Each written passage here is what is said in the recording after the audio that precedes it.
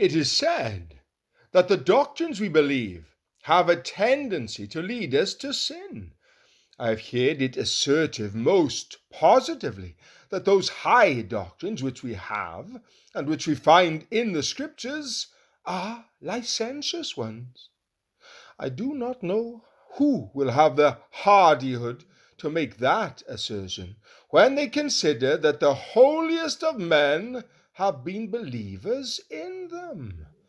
I ask the man who dares to say that Calvinism is a licentious religion what he thinks of the character of Augustine, or Calvin, or Whitfield, who, in successive ages, were the great exponents of the system of grace. Or what will he say of the Puritans, whose works are full of them? Had a man been an Arminian in those days, he would have been accounted the vilest heretic breathing. But now we are looked upon as the heretics, and they as the orthodox. We have gone back to the old school. We can trace our descent from the apostles. It is that vein of free grace running through the sermonizing of Baptists which has saved us as a denomination. Were it not for that, we should not stand where we are today.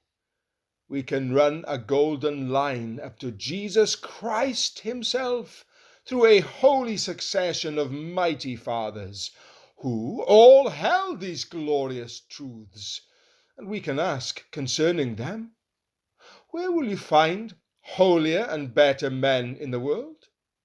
No doctrine is so calculated to preserve a man from sin as the doctrine of the grace of God. Those who have called it a licentious doctrine did not know anything at all about it. Poor ignorant things! They little knew that their own vile stuff was the most licentious doctrine under heaven. If they knew the grace of God in truth, they would soon see that there was no preservative from lying like a knowledge that we are elect of God from the foundation of the world. There is nothing like a belief in my eternal perseverance and the immutability of my Father's affection, which can keep me near to him from a motive of simple gratitude. Nothing makes a man so virtuous as belief of the truth. A lying doctrine will soon beget a lying practice. A man cannot have an erroneous belief without by and by having an erroneous life. I believe the one thing naturally begets the other. Of all men, those have the most disinterested piety, the sublimest reverence, the most ardent devotion, who believe that they are saved by grace, without works, through faith, and that not of themselves. It is the gift of God. Christians should take heed and see that it always is so, lest by any means Christ should be crucified afresh and put to an open shame. In my early Christian days, I remember seeing a man about to enter a place of worldly amusement. Though he was a professing Christian, he was going to spend the evening in a dancing booth at the village fair, drinking and acting as other men did. I called out to him, just as he was at the entrance, "What doest thou there, Elijah?"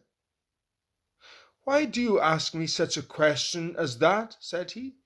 I asked again, "What doest thou there, Elijah?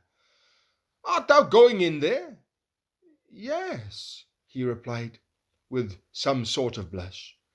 "I am, but I can do so with impunity.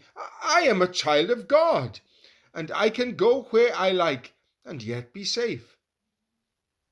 "I could not," said I.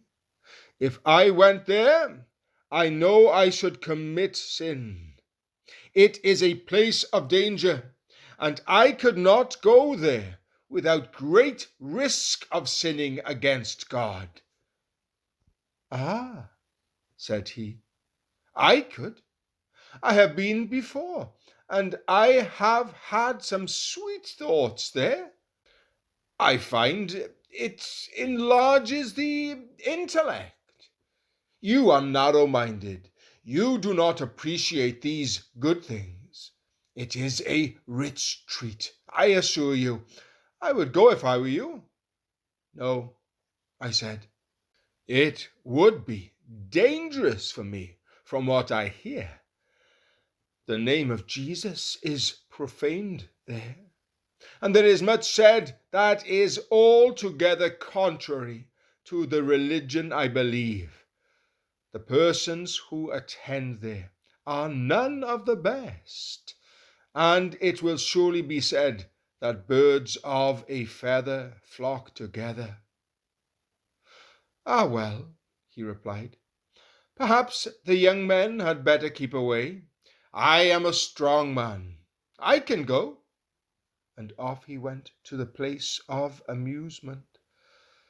My soul revolted from the man ever afterwards, for I felt that no child of God would ever be so wicked as to take poison in the faith that his father would give him the antidote, or thrust himself into the fire in the hope that he should not be burned.